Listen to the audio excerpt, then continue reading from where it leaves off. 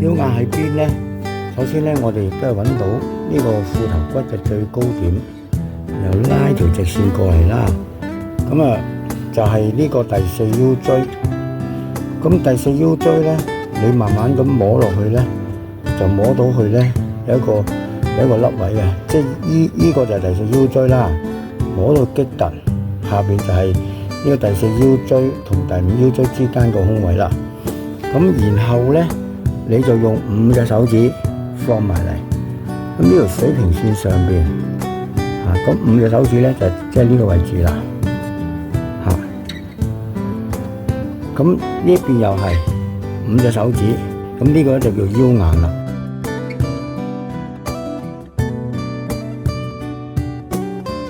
如果你對今集嘅內容有分享，歡迎你喺評論區分享你嘅回應，多謝大家。